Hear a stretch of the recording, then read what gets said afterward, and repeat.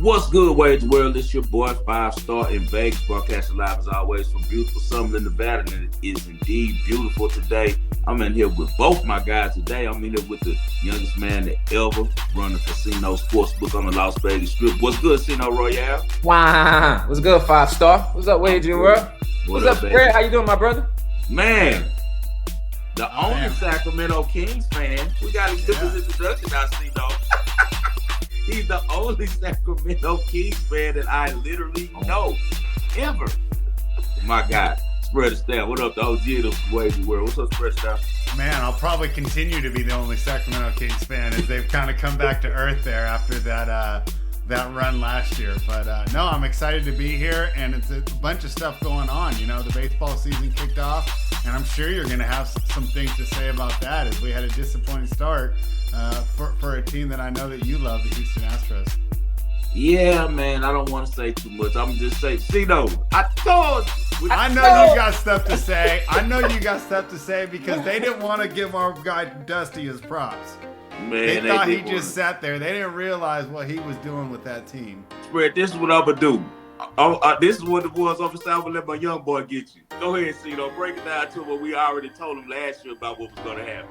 I told you.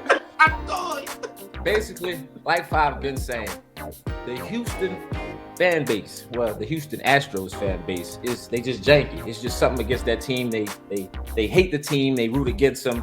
They expect them to win. They can't win. The Minute Maid Park is hard. And whenever Dusty switched over 5-Star, we've been talking about the shift and everything within the new year. So I definitely thought it was time for a change. And he was all over the Astros. I'm like, 5-Star. The universe and just the gambling gods and everything just going to show that Houston Astros team that Dusty Baker was a big part. So they're going to get swept to start out. And believe it or not, me and my VIP group, we had the Yankees, the beautiful Houston Astros. And people finally starting to see what Dusty Baker meant to that team. Like just the leadership, and just the energy, the aura that the man had around, that team. People, they wanted to play for the man. And now Astros about to be looking like the Kansas City Royals. Yeah, don't forget our catcher. Don't forget our catcher, who they ran out of town as well too. Because they wanted to let the young boy be the catcher, not realizing that baseball is a bigger game than just offense. So he, what Maldonado did was get all the pitchers on the same page.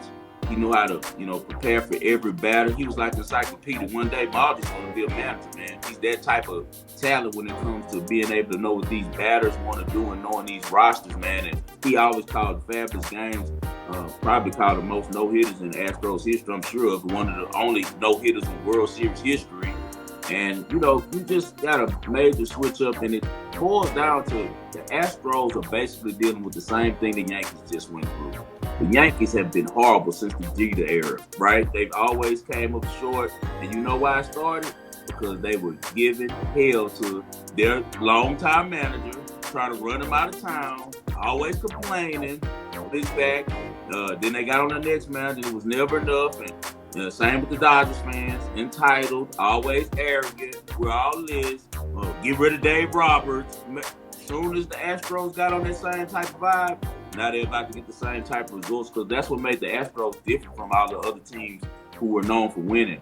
We didn't buy our teams. All of our teams were homegrown, farm system, trades like for Jordan, but he was a baby when he came over there. He hadn't fully developed with the Dodgers. So the Astros were different amongst the other teams. Every other team that you name that's in the top group of MLB teams that perform great every season, they buy their teams. The Astros never bought their team, man. They made it where all their guys came from right there in-house. And now, man, it's the end of a dynasty, unfortunately. Joe Espada looks like a deer in headlights. I don't think that he's ready. The first game, guys tweet, Joe Espada's, he's managing this game like it's the World Series. Well, it's game one. That's the problem. And now you ran through all your pitchers. Like in game one, now your staff is already behind going into the week. So, oh, man, we're going to see, man. I just hope that the core of the group survives this. I hope Espada has enough sense to call Dusty, and talk to him and get some pointers on some things that he made mistakes on in his first series, because as an Astros lifer, we've dominated the Yankees the last, 5 years. This is real disappointing to let them come in the Minute Maid and sweep us like that, man. Yeah, that was tough, man. Tough. And I definitely wasn't expecting that. But while we up in Houston, man, 5-star, let's talk about the Rockets, man. They finally lose. Yeah, Luka put on the clinic. Did you They watch the had- game? I did, and they had nobody to answer Luka. 22 points in the first quarter. Me and my clients, we had I'm sorry to say, we had Dallas Mavericks -1 first quarter. Easy money. Yeah. I don't know what the hell was going on last night. It's just basketball. It was just their time to lose. They won 11 straight games. You're not gonna win every game. You know. Yeah, but then both teams was going up in into the Toyota Center with a winning streak, so somebody had to lose. Jalen Green was, been on fire. It was his time. We know how Jason Kidd draws up defense, right? Spread. So we knew that Dallas was going to play some good defense on him and try to take the ball out of his hand. What I take from it was a show by Luka, man, to kind of like put a stamp in the ground. Because like I told you, everybody in the NBA amongst the players, the talk of the league is the Rockets. That's all everybody's talking about. It's how good the Rockets are about to be. Man, my boy Doke over there doing his thing. Jalen Green, a star. Like Amin Thompson, a star. Sagoon hurt, they still going hard. He a star too. So like they're the top of the league. So Luke is a real veteran, man. He's the Larry Bird of our time. Unfortunately for America, he came from another country. He's not American, but he's just like Larry Bird, where he carries that chip on his shoulder. And he came in that arena last night to prove something. But I love to see what happens when the Rockets pull back up on them later on this week, Spread. I want to downgrade the Rockets too much. Like you said, they were due for a poor performance, and they just ran into a steamroller. You look at Dallas, and the Nuggets are the class of the West, but if anyone's going to upset them, or if Jamal Murray doesn't get healthy, you got to think Dallas is one of the teams that's poised to take advantage. Now, I know that Oklahoma City and Minnesota have better regular season records, but I think with Luka and Kyrie Irving, Dallas really has a shot here to upset anyone, because in a close game where transition opportunities are going to be limited, their ability to create quality shots in the half court is pretty much unmatched. I mean, I think Phoenix is up there too, but Dallas has more depth, and I think that they can defend better. So don't look now. Dallas is live. Right now, I think my two dark horses out of each conference is I'm going to take Dallas out of the West, right? Maybe to get an upset. And don't look now, but with Joel Embiid coming back, you can get a nice price on Philadelphia. Boston has shown themselves to be vulnerable. They're obviously the rightful favorite, but the price you can get on Philadelphia right now, there's some interesting long shots here in the NBA. Hey, and Spread, I couldn't agree with you more, my brother. I just think it's time, like I said, for everything to shift, and everybody was like, Kyrie can't play with Luka, they're gonna have problems. And if you start to look at it, man, all these EuroLeague players, they coming to the States and they're getting championships. Jokic got him one, Giannis got him one. It's time for Luka to get him one, and like you said, B got to get him one. So I definitely feel those guys are gonna step up and try to do something, so they can get the league shifted a little bit. Yeah, with those Euro players starting at age 14, and they're on teams and they play once a day. And the goal is to win. They don't play 4 games in AAU where the goal is to put up a bunch of highlights and get a bunch of statistics. You need to earn your playing time early.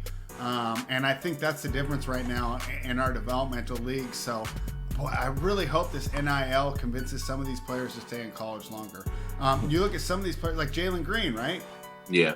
It could be his rookie year right now. And I think that we'd have a much different attitude around him if he would have had some more development. As a 19, he came in here at 19 years old. They put the whole weight of the franchise on him, and then people were kind of writing him off early. Well, the kid was 19 years old, playing in a league full of men. So hopefully we can get our development right here in America. But until then, you're right. We're going to take advantage, and we're going to bet on some of these Euro players who've been taught to win from a very young age. I knew Kyrie was going to work, guys, and the reason why I knew he was going to work with Luka is because what people don't understand, Kyrie was smeared in the media. The reason he was acting the way he was in Cleveland is because LeBron was behind his back doing little shady stuff, man. So he was tired of it, so he was calling it out to the media, letting them know, like, man, I know what this dude doing, because we know LeBron controls the media, man. Like, he has his own little puppets in there. He's a very powerful guy, and the reason he has so much power is because we know he's part owner of a sports agency as well. That's his best friend. So they have all types of context in the media world. People kiss his butt because, of course, he's the biggest star on the planet in basketball, and they want to be in his favor. He's really used that a lot more than Michael Jordan ever have. So people have this bad things about Kyrie, but Kyrie's a really mellow dude, man. A really easy to going guy. You know, he's want to go home to his kids and his wife. He that type of dude because his dad raised him really correctly with a lot of morals and standards. Got in trouble for tweeting the move, and we know about that. That's the power structure, unfortunately, of the media that attacked him on that. But I had no issues with him going over there because one, I know that he doesn't own the team anymore, but he's still hands-on with everything. Mark Cuban is a really open-minded guy. He's real red on a lot of subjects. I knew that he was going to be the perfect, go through, even though he's not the main owner, the majority owner anymore. He's still the guy over there at Dallas. And I knew that he would have a way of, making Kyrie feel at home with that organization, and he does. I knew that him and Luka would get, it was on Luka. After Luka got past the, ego part, they've been friends ever since. They hang out, they do all types of stuff, and Kyrie has made sure to empower Luka by telling him, you're the guy. You're the number one option. I'm a vet in the league. We know I can get mine when I want to, but Kyrie is low-key one of the most competitive guys in the league. Luka is for sure, he might be the most competitive guy in the league that has a chip on his shoulder. When they get in the playoffs, they're going to be trouble, man. Jason Kidd is a really good coach. We know from his playing days that he's a really, smart guy, has a really high IQ, and he puts defense first. So Dallas is going to be a tough out there. The top four in the West for me are Dallas, the Clippers, Phoenix, and Denver. And the thing about hold on, I'm about to interrupt you. How you don't have Anthony Edwards and the Minnesota Timberwolves up there? I love them. They're too young. Them and OKC, they're too young. In the playoffs, they're not going to do anything, And I love AE. Soon he's going to run the playoffs. But right now at this point, he's not going to get it done. Him or SGA. They're going to fall to these veterans. They might lose. Either one of them might lose to the Lakers if they get the series with them. Because they're babies, man. They got more games to play. They're not going to get the call, especially SGA. Now, and just like Luka, his game doesn't matter. He can play playoff game. He can play regular season. He know how to play through fouls. He's not crying. Luka does a bunch of whining, but he also plays through the fouls with his game. Whereas in SGA, he's going to be just like the problems Harden had. He's not going to get any whistles in the playoffs. I don't even take them seriously. I think that OKC is like their kids right now. They're pushing people, but they won't win. They're not a threat. I feel like these four teams are the threat. Most of all, the Nuggets, because we know they're the defending champions if they have Murray back. If Jamal Murray's not there, they might lose the first round. Jokic is great, but you got to have Murray as the closer over there. It's been like that for years. But they have a really good coach with a chip on his shoulder too, and Coach Malone. He really wants to stick it to the league and win back-to-back because he feels like the league's against them. Secondly, I would probably go with Phoenix just because KD and you on Suns before the season, Yep, KD is coming into form. Booker is always a killer. And then the main key to this whole team is now Bradley Beal is healthy. So those guys are one to look at. I don't trust their coach, though. Clippers, I love their coach. I think Ty Lue is a great postseason coach. Three-headed monster over there. Which Harden do we get? Because he's going to have to quarterback it because we know that PG-13, Kyrie, they're big-time players, but everything's still going to go through Harden, and Ty Lue wants it that way. So which Harden do we get in the playoffs? But we know that all three of those guys can step up. And then the Mavericks, because we got two guys that we know can get it done. When you need a basket, out of all of those teams, the best two are the Suns and the Mavericks. Honestly, when you just need a basket when it gets down to it in the NBA. So this is going to be a real good playoffs, guys. And to jump on your Minnesota point, the reason I can't believe in them is because I think Rudy is a top 5 or maybe the best defender during the regular season when the game plan is like 3 or 4 different plays, right? Mm-hmm. But once you start taking the day off in between games and you specifically game plan to make him less effective on the defensive end, namely by bringing him out of the paint, we've seen in Utah how he goes from being this awesome defender to being kind of a guy that they target because you go small and you bring him out of the paint and it takes away what he does best, and that's protect the rim. So it's really on him this year to prove that he can be effective in the playoffs, but until I see it, I can't believe it. And so that's why I think I kind of agree with you. Same thing with OKC, another great regular season team.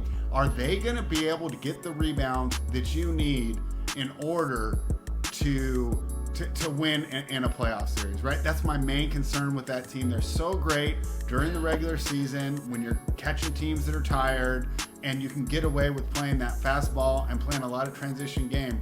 when there's no transition involved and they're going to have to win in the half court, I'm still worried that they're going to be able to grab those necessary defensive rebounds. So I have those same concerns for the top two in the West, Minnesota and OKC, the up and coming ones. But hey, I mean, I would not be surprised if either of them was able to pull it out. But until I see it, I can't back it with my money. Right. And I agree with both of you guys on that, but I definitely think those young teams to make a push. I don't think they're gonna win a championship right now. It's too young, and SGA or Ant Edwards winning the title before Jason Tatum. That doesn't even make sense in the NBA. But we get back on that later, man. 5 star. Let's get in the past, man. We got some work to do. Yeah. Well, you called a whole bunch of different things, big brother. Yeah. Money lines. 5 star, but UConn, they dominated the East. We was on Illinois game before this one, big, and then we swapped over. They jumped on that one. What you thought about that? What you seen? Man, Illinois, we won a lot of money, Spread and I, Andrew, on Iowa State. Yes, but on all of us. UConn game, man, Ski was drinking the Terrence Shannon juice, and it was tasting lovely. And then somebody sent that boy a PayPal or a Venmo. Look, I don't even understand what Illinois was doing. If you watch that game against UConn, this team was one of the most high-powered offenses all season. And I know UConn plays defense. We know all of that, but come on, man. They weren't running into stuff that would have neutralized Clingan. They let Clingan take over the game. This man hadn't been a factor like 2-3 games. They allowed him to dominate the game. Like, let him just sit in the paint and just camp there and just wait for people to drive and block it. They didn't have any, they didn't go any pick and rolls with Shannon and Domas together like they were doing early in the season. And Shannon just was sitting in the corner. I was like, what is this? What's going on? And then, it was a lot of controversy the day before because he's been playing so well and he doesn't come to the press conferences because they're trying to keep him quiet because what's going on legally. I think that Underwood was under the pressure from everything that was going on, kind of like Nate Oates was last year at Alabama. Was kind of glad that this season is over with. He know that he had a chance. He rode as far as he could go, but I think that they're kind of glad it's over with and that all the spotlight that they're getting. Shannon does a great job with him in the NBA. Next year, best of luck to him on everything that happened with his court cases, and also, we have to have mercy for the victim. We don't know what exactly happened, so. Not saying that we side with them. We don't know the details of it, but still, I don't want anyone to go to jail if they don't have to. So the best of luck to him. Hopefully, he stays free and he can go and have a great NBA career.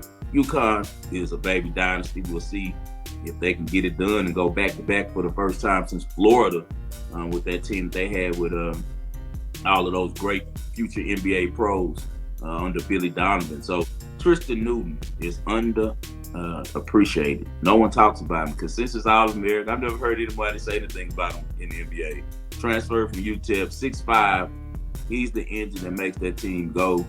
You got future NBA player Stephen Castle around him. You got Cam Spencer, who just is a big-time player. Hurley really has a really good assistant over there, probably the best assistant in basketball. I don't know why he won't leave and go run his own program because he's really the one that Hurley leans into. For all of his information. He's pretty much the coach on the court as well because he's the one that does a lot of interaction with the players. But really just they built the machine over there. Good job by UConn to see if they can go back to back. All right, 5 stars. So next game we had Purdue. They got straight through the Midwest. They survived Tennessee. What was it, dogfight in the first half? I think they went down by like 9 or 10. They had to fight their way back into the game. I had Purdue first half. Don't know how we covered that. Second half they made the adjustments and they did what they had to do. What you seen in that one, 5? Man, Big Zach Edey is one of the best players to ever play college basketball. It's time for us to go and give it up, man. It's time to give it up for him. When it comes to college hoops, he's one of the best we've seen, man. We know he's a giant and all of those things there, but he's not just a big for nothing dude out there. He's like Yamin, whereas and he can really play, man. That kid can play, and now I'm starting to think he might get some run in the NBA. At first, I thought he might not, but I think some people are going to try him and kind of let him use him like how they use Rudy Gobert. He's better than Rudy as far as his offense. So maybe Zach Edey can bring back the big man to the NBA, but he does a great job. Like I told you, I was really surprised when I ran my numbers before that game because I was thinking at first about Tennessee. Then, of course, the next thing I think about is Rick Barnes. And I'm like, I don't bet Rick Barnes. It's pure. So now let me look at Purdue. I go through all of their stats, get the crunching their numbers, and I was pleasantly surprised to find out that Purdue was the most battle-tested team in the tournament. And you kind of forget because, things happen where, time goes by, months, and you just kind of remember the last time you saw them. In the Big Ten, especially during the second half of it, even though they won the Big Ten title, they kind of struggled a little bit. They had some teams upset them, dealt with some not covering some spreads and things like that. But man, when you look past that, everything about this Purdue team says that they're the best team in the country, even better than UConn because they played better competition, man. They've beaten some really good teams. They're 9-1 in their last 10, man. And as I said earlier in the year before the Big Ten season started, they beat some teams like Tennessee, Gonzaga, Arizona, Xavier, who else? Duke. You name it, they beat them. So North Carolina, they beat North Carolina, not Duke, they beat North Carolina. Like Purdue has really played well in their biggest games of the season, man. And I just look forward to watching them play in the Final Four, man. It's going to be exciting. The key to their offense is Braden Smith, the point guard. Sophomore, that kid can go, man. And the thing, his stats go, you don't really see him. You might see him up a little bit in assists, but it's his leadership and getting them into good plays. The biggest play yesterday, a lot of people didn't see it, but you know how I am about film. So, the game's tied. No, I think they're up 1. Remember, Tennessee made a late run and got the game back close. It was really tight, about 2 minutes. But it was tight, and I had -4.5 live, 3.5 for the game. So I'm sick. I'm like, man, this is about to be like a 1-point game. The biggest play of that game was right here. They're tied up. They're doubling in the offense that they're showing. Jones is on the same side of Braden Smith. That's the shooter for them, the kid, number 55. All he does is shoot. He's a senior. He moves him. He sees the spot for him, and he says, no, get off this side and go to the other corner. When he moves him, if you see on the film, when he moves him, he does a pump fake to Edie like he's going to him down to the post, swings it to Jones. Jones wide open. He routed in that 3-pointer. Purdue never lost the lead after that. But that's the type of stuff that, you don't see unless you're really watching the game within the game. And their point guard is amazing, man. He's a really good player to be so young, man. And I can't wait. Even though I'd hate it, I don't want to see it. If Purdue and UConn play each other, it'll be really exciting. It'll be a great matchup. I want the other teams that each one of them are playing to win. But if we get Purdue versus UConn, that's going to be an exciting watch because you got the 2 giants going against each other. That's going to be good. Hey, that's going to be crazy. And there you go. He came back just in time. Spread. We was on Bama. They surprised the whole West, like for real. They get to their first Final Four after beating Clemson 5. What you seen in this game after watching Bama? They tough, man. Man, I mean, we were kind of concerned about Bama coming in. I remember I brought them up, and you guys were like, they're not rolling. And boy, they got things going at the right time. My question is, how are they going to fare now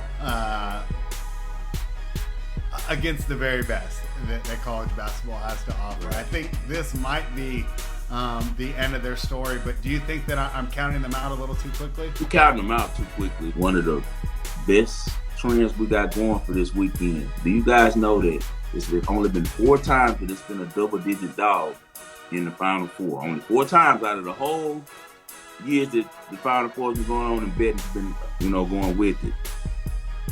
No favorite cover. The dog covered every time. That's all 4 double digits. And I think they won outright twice. Oh, I got to go look at this. We betting some numbers now, baby. I mean, UConn has covered every game so far, right? Yeah, every game. Yeah. So I can see why they put every game. It could be 90% of the public on it. It don't matter. Yeah. If I'm not mistaken, I think they did the last. They're a real deal. They're the real last deal. March Madness They're too. the I real think they deal. covered every game. They cutting it back. NC State made us a lot of money. They made us a lot of money, man. NC State made us a lot of money. I gave about a plus 1,300 to win the South. I said I wanted Houston to win at plus 130, but if they did, remember we had it in our pocket. Yeah. NC State plus 1,300. And how fate would have it, man, we took a bad shot, man. Shout out my Houston Cougars. Shout out Coach Kelvin Sampson. We hope that Shed is getting better, man. The whole heart of that team was cut out. We blaming you, Drake. We know that Drake is the jinx that brought it.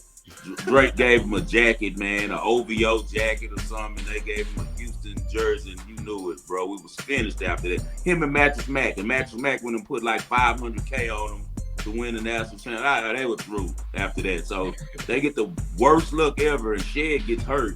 But after Shed gets hurt, it kind of opens up the bracket for me because I was telling people, you saw it, see those spread. People was hitting me, at me like, man, you not going to hedge it? Like Duke, man, they about to play Duke. I say, oh, you crazy. They about to beat the hell out of Duke. And that's exactly what they did. First half, though, 5-star for like what I seen, they was having some troubles looking like. I definitely thought they were going to be in a dogfight. And then the line was kind of tight second half. So I'm like, if this team have a chance to win, and those adjustments, man, those adjustments, 5-star, you was so right about that. I salute you, big brother. You was right about that one. Bro, Kevin Keats is underrated. Super good coach, like NBA level coaching. Then you have what people don't really look at. Defense still matters. That's why UConn's so good. They shut you down on defense, man. Purdue outscores people. But UConn, they shut you down on defense. NC State plays the best perimeter defense in college basketball. Those guys get after you on the perimeter, and then the emergence of Muhammad Diarra is what really put them over the top. When they were able to start going to Diarra and Middlebrooks, that kid played his butt off too, and were able to sub the big guy and let the big guy, DJ Burns, get rest and not have to, just use him for offense, kind of, spot play him. That's when they took off and went to another level because you already got Casey Morcell on the wing playing the best man-to-man defense. Whoever your shooter is, he's going to take him out the game. He's going to get under his skin. He's going to run around. And Morcell is a shooter, man. He's a three-point shooter to play. He really gives up his offense now and concentrates on defense. You got McConnell, the transfer from Stanford. I told you he was going to be like a quarterback for them. He did a really good job all year for them. He's the unheralded hero. They're not here without McConnell. He's the miracle three-pointer against Virginia, to keep them going, and they haven't looked back since. Those guys are just playing ball. They always had the roster. It was just they had a bad little part of the season in the ACC, which is very easy to do. And now they found themselves again, man. Really veteran team. Shout out Muhammad Diarra. He's a believer. He's a Muslim. He was fasting yesterday. If you look at all his stats before we've been riding, remember I was telling you guys to take points plus rebounds every game. He's been over 8.5 points, over 11.5 rebounds, literally the last month of the season. But he's been fasting since about Ramadan's been going about 3 weeks.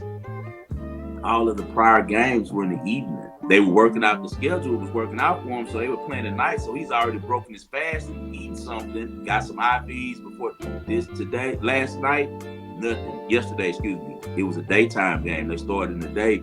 So he was so winded and so tired and he was trying to give effort, but he didn't have all his energy because he had no food, no water in him, man. So shout out to that kid for, sacrificing for his belief system, man, and still going out and showing up for his team, man. That's an unbelievable effort by him. DJ Burns, the big man, is outstanding. He's probably got the most swag in the NCAA right now. He's making all types of money off his merch. He's doing it big right now. His GIF is my favorite. Literally on X right now. Right. He turned up. Right. But did you guys know, I want everybody that's watching the show, including you guys who are part of the show, go Google DJ Burns when he was in high school. Bro, he's overweight right now. He needs to get back his weight. He's been overeating, and Kevin Keats just knows how to use him properly. This kid came out of, he went to Tennessee at first, and then ended up transferring from there to Winthrop. Man, he was lightning quick. He played like Michael Beasley. He didn't even play like he wasn't back to the bubble type of player. He was that size and slim and had handles, step back.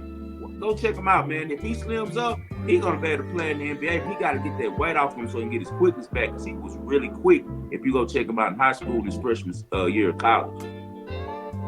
I'll have to check that out because he carries that weight like he's been carrying it his whole life. A long time. No, it's crazy. It's crazy. He looks like a refrigerator now, but he really was not that type of guy, man. He put on that weight. He's overeating. He needs to lose some weight, man, if he want to play on the next level. You know what I'm saying? I could tell he's enjoying himself. You know, so yeah, there's nothing wrong with it. But if he want to take it to the next level and, you know, really reach his potential, he's gonna have to cut some weight, man. He cut some weight, we're gonna see him in the NBA. But overall, man, NC State, I saw it from the beginning, man, and the ACC developing, man. I'm just glad we were able to get it home, and hopefully everybody cashed with us, man. They got that plus 1,300 and hit some of those plus 250s that I gave out on the games. They have been a real money maker. You have some racks, man. Yeah. 5-star. Usually do this, but it's my turn. Let's hop into 1981 cut list, man, and let's jump into the present. All right. It's ladies' night, big brother. Yeah. Hey, I think this is like one of the biggest nights in a long time for just women's sports.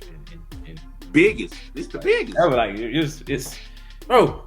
Ali versus Frazier at the women's basketball, and I took that one from you. I had to because that make a lot of sense, man. We got Iowa versus LSU. Yeah. Caitlin Clark versus Angel Reese. Yeah. It's going down. What you see in that game, big brother? Break it down for us, please. Man, this is going to be a clash of cultures, and that's why I call it Ali Frazier, guys, because if I wasn't around at that time, but I'm a sports historian, and so I was very intrigued because my grandfather liked boxing a lot, so I used to watch ESPN history, like I always talk about ESPN Classic, excuse me. You know, we all benefited from that, right? That used to be the show you could just, you know, turn on and find anything you want, look at the program. That showed the whole fight of what was going on. I watched a lot of documentaries leading up to that about Ali and about Frazier and what was going on. It just intrigued me because I was a big Ali guy, even though, you know, he was way past my time as far as I never saw him fight live. What I learned from that is that Ali and Frazier were friends the whole time. They were cool, they respected each other, they used to hook up, link up. Frazier gave him one of the fights in order to help Ali get back into fighting after they kind of banned him from fighting because of what happened with him not, you know, wanting to go to war and the Vietnam War and stuff. So, and practicing his religious beliefs not to do so. What happened is they had it where it was a culture clash. You had the guys who felt like they were hard working and did everything right. They loved Frazier. And all the people who felt like they were the new age would turn the page. This is how things are going to go. It's a new day. They liked Ali. You know, the people on that side of Frazier said Ali was a big mouth. They couldn't stand him because he talked too much. The people on Ali's side said that Frazier was boring. We got the same thing going on right here, and these ladies know it. They're friends. They probably talk to each other all the time. They've already both said that they're cool with each other. But for them and their teams, it's beneficial to make it a culture war because they're getting paid off every click. They're getting paid off of all of us talking about it. These, you know, like they always do. They divide the country and make money, man. We're all wise enough to see what's going on, but a lot of people are too blind, they can't. So you got to turn into it's a white-black thing. It's a culture clash thing. It's a I like this type of person thing. I like this type of person thing, and it turns into a lot of money for the people that are the participants and creates a lot of emotions from the consumers and the fans. And that's what we have tonight, man. It's, you know, it's going to be war. You got, you know, Iowa freestyling team, run great offense, play old school basketball with the old way that you play women's college basketball, sharing the ball, open shots. One really special player in Caitlin Clark, who's like the Pete Maravich of women's basketball. She can do everything, man. She can shoot, she can pass. She does take some bad shots, but at the end of the day, she always gets that team in the right position to score. And they have some really underrated girls around her. I worry about them, just like last year, being able to deal with LSU athletically. LSU is like a WNBA team. Like, they almost like the Vegas Aces when you look at how their setup is, man. So I like LSU. I know the refs are going to get involved, and there's going to be a lot of politics in this one. But at the end of the day, I just don't think Angel Reese and Flange allow LSU to lose. Their legacies are on the line. They said that they're the Beatles of women's basketball. They said that they're the best. To be the best, you got to win championships. They're going to have to win it again in order to make the claim that they're trying to make. But the two of the biggest names you've ever seen in basketball, Caitlin Clark, they had her own camera on Fox, following her around doing the whole game. Angel Reese has almost 3 million people following her on Instagram. Can you imagine the type of check she's getting in social media? You know what I mean? And then not to count all the NIL money she has. She has so much NIL money. And I want to address one thing before I swing it to you, Spread, and get your opinion on this game as far as what do you think how it's going to play out tonight. It's a lot of people that are attacking Angel Reese because she supposedly told some assistant coach, stay in your place. No, watch your mouth. She told her, watch your mouth. When people have their mind made up to dislike you, they don't care about the whole story, right? They're saying, oh, she's a kid talking to an adult like that. For one, this assistant coach, I went and looked her up. She's 25. And she probably was talking a whole bunch of mess from the bench because a lot of these young assistant coaches do that. We've seen them, I always text you like, I can't believe these coaches. It's a guy shooting from the 3-point line, Spread, near their bench. They're standing up clapping and hollering. What are you doing? You know, like, you're not supposed to. If the players do that, you can understand, right? But assistant coaches are not supposed to do that. But my point is they're getting young and young with these coaches. But Angel Reese is 21, about to be 22 in May. She's a grown woman that makes more money than an assistant coach. Yeah, so what does money have to do with it? It has to do with a lot because what do you do in life when you're an adult? It's earn money. What else do we have to do? You be a good person, you earn money. Be a good citizen, you earn money. That's what you're supposed to do. So she's made her way in life. She's been very successful at a young age. So that automatically is going to carry with her a type of pride and dignity that she has about herself. We don't know what this lady said to her. But let's stop acting like she was talking to a 50-year-old grandmother and the grandma just like was walking by the grocery line and actually hit her with the cart. And she turned around and was like, what are you doing? You know, like it's nothing like that, man. They were going back and forth already, you know, so this is all I ask. Let's move fairly with everybody. Let's stop having these prejudgments, pre-notions, and hey, if you like somebody like me, Caitlin Clark, I don't like a lot of stuff she does on the court. But it doesn't stop me from respecting the type of player she is. I'll never just go and talk about her bad on X because guess what? She's a phenomenal player. The numbers show her. She's broken every record. I don't like her yelling to the crowd, shut the F up and using the real words. Like her and Angel Reese are peas in a pod. That's my point, what I'm trying to say. So you can't hate one and love the other. They're the same person. They're both women who are millionaires right now, already in college from social media and the new world we live in. And that at that young age, they're going to carry a type of arrogance with them naturally because that's who makes them who they are, their ability to believe in self. So let's just kind of be fair. These are still young women becoming, adults. So even though they're 20, they're still kids, man, and maturing. And think about our brains when we were 22. So let's just be patient with them and let's just appreciate these women. Let's appreciate the night, man. This is a big thing for women's college basketball tonight.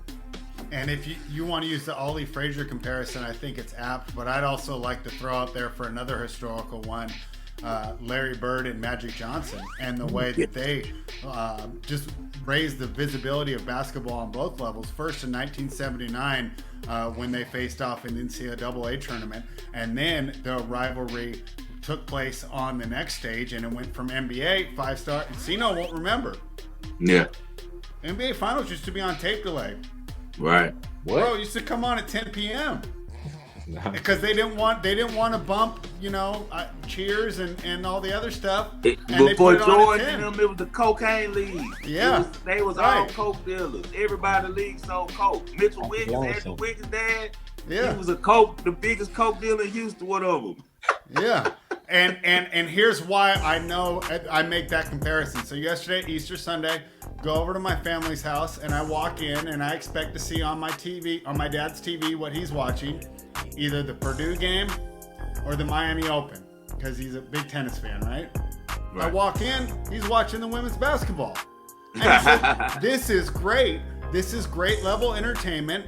And I'm really digging it. And he couldn't wait to watch the game tonight. And I've never seen him watch women's basketball before in my life. So that shows me that these two women and their rivalry is doing the same thing for women's basketball that Bird and Magic did for college basketball in the NBA in the late 70s and the early 80s. Yes, definitely, man.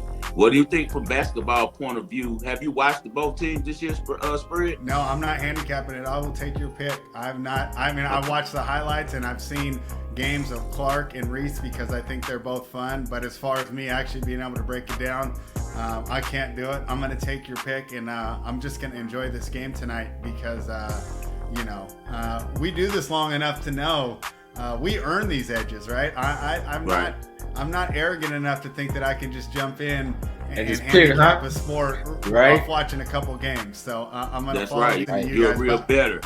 It's great. Yeah, it's going to be great, and I'm glad that it's unopposed tonight too. The NBA schedule's terrible. I think everybody's going to be tuning into this tonight. Yeah, NBA. Break it down.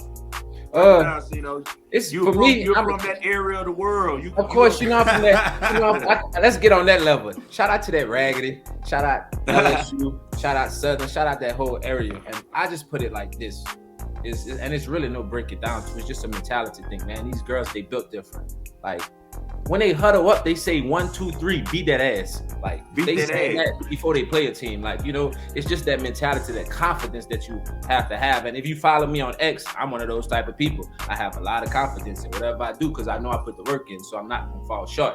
If I do fall short, I'm satisfied with the results. Why? Because I put the work in. And that's what I feel about Angel Reese and this LSU team tonight. They have the weight of the world on their back. They got a monkey on their back. Shout out to Harrison Kingston. They somewhere up in here.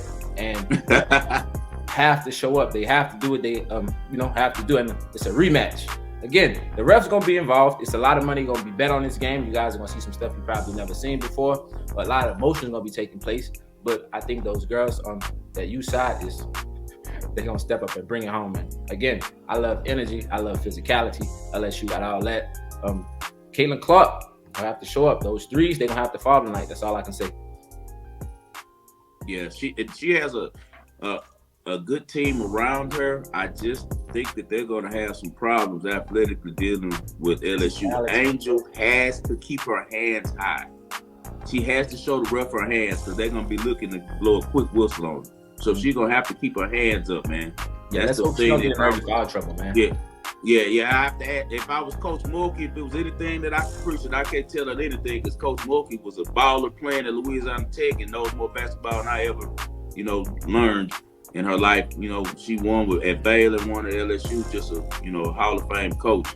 That's going through a lot of stuff right now. She has, the smear campaign going on. The Washington Post put out a really bad article about her, man. And I know those girls love her, man. I always like Mookie style. I like how she comes out there with the suits on and stuff because she's a Louisiana girl. But like you said, they move a little bit different. She, got a real strong will and, a really strong opinion about stuff. And I know one thing, she's put together a team over there that's one for the age. So we'll see how it goes. And I hope, like I said, she preaches to Angel tonight to show her hands because they're going to be looking to get her in foul trouble and get her out the game quick. And shout out, to everyone out the booth, man, throwing those L's, man. Let's try to get it home tonight, man. Me and Cino come from a personal, place with this because we LSU guys. We love LSU, man. So we're looking that they get it done tonight. Really good team. It's another game going on too, Cino. Of course. How we could forget that one, man? We got Paige and Juju. That's going to be another good one. We got UConn minus 3.5 versus the USC. What you think about this one? I kind of think this line wrong, but hey, what do I know? I don't watch. Yeah, USC should be favored. USC I agree. At least my number says it should be a pick. My number says it should be a pick.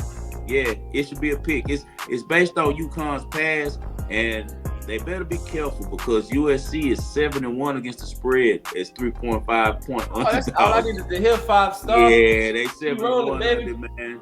8 times as money line underdogs. They've won 5 times, so they're hitting at 63% wins when they're the dogs. So I'm gonna be on USC, man. I look at Juju Watkins like she's Maya Moore reincarnated, man. We've been waiting for a player like her who got that type of height, type of athleticism, that can shoot the ball, just play the game right, but then add to her own flair with her being, such a good all-around player, man. She's something else, man. Only a freshman.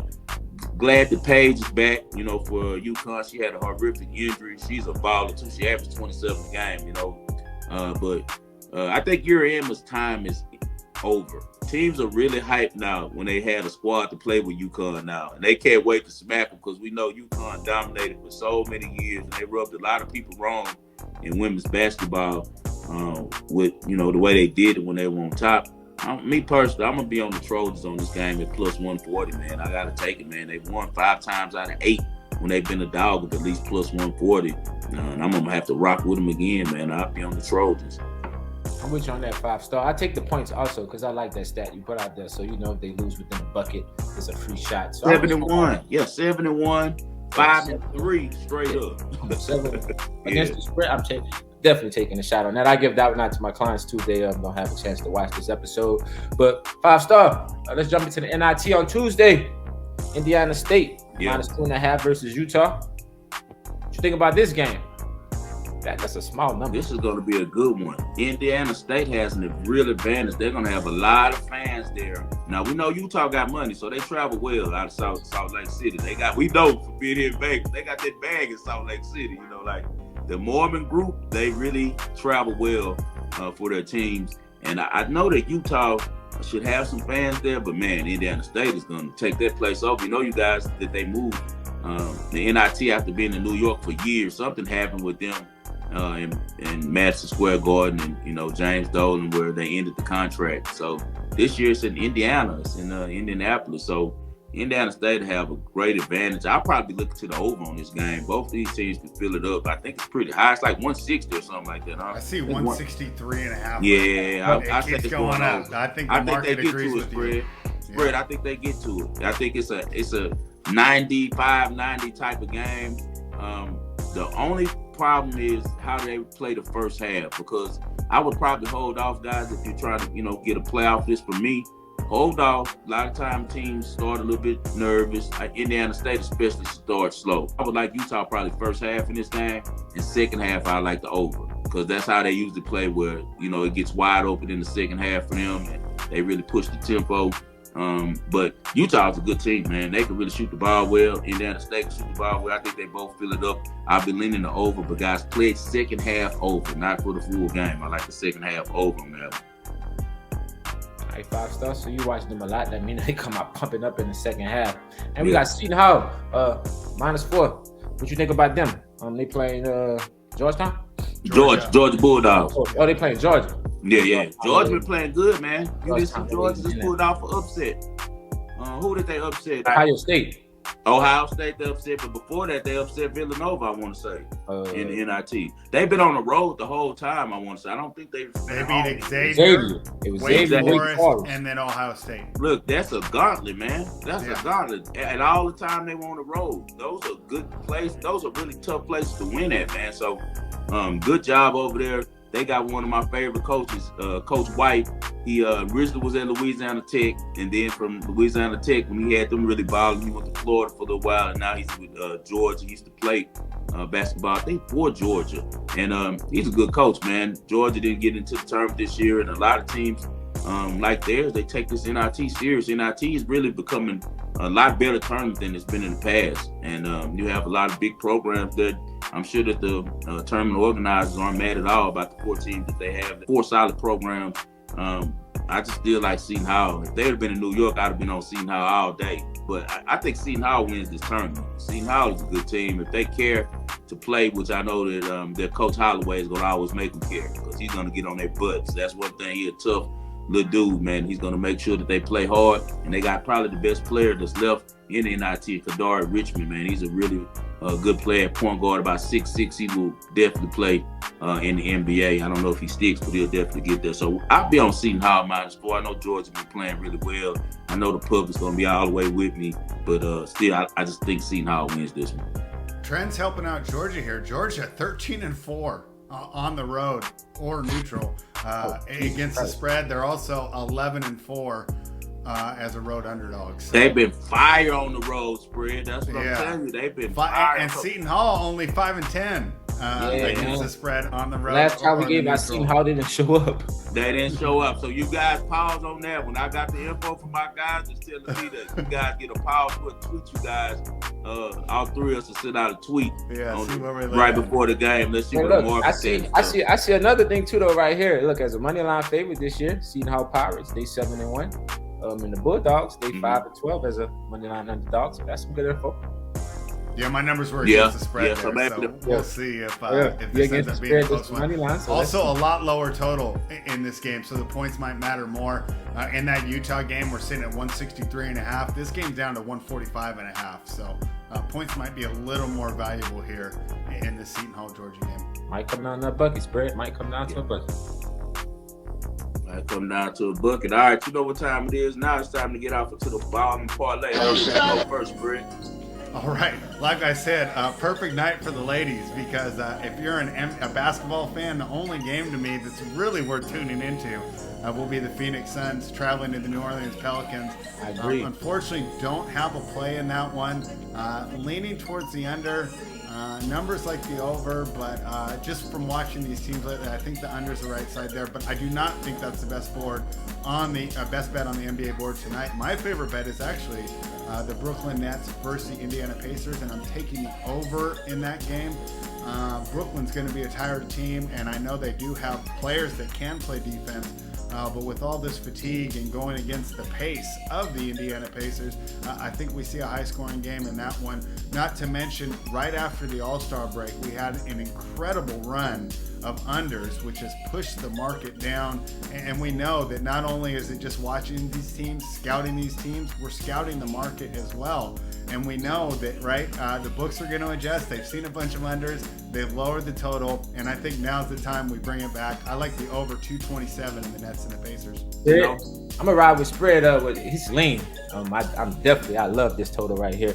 It opened up at 225. Is at 223.5 right now on MGM. So I take the under in the Suns and the Pelicans game. They've been playing some real slow basketball. Pelicans played against another powerhouse team. Was it the Boston Celtics? They didn't score nowhere over 200 points. I think it'll be the same thing tonight. And they also know nobody's going to be watching them. So why am I to run back and forth all night and, to try to entertain you guys? So we rolling with under 223.5. Buy it up under 224 in the Pelicans and the Suns game. I think that I like that one too. The reason I'm going against my numbers there,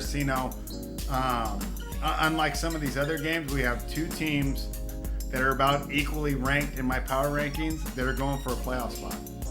And we know what that means. Playoff atmosphere equals unders. Watch how much these totals drop from the last week of the season to the opening day of the playoffs, because running numbers ain't going to help you, because these numbers are going to drop about 10, 12 points, and they're still going to go under. So playoff atmosphere to me equals under or pass. I'm going to be with you there. So we'll go over with the Nets Pacers, right? The Nets kind of done for the season here. Pacers just getting ready for the playoffs. But the best game, give me the under here. I agree with you on that Suns Pelicans number.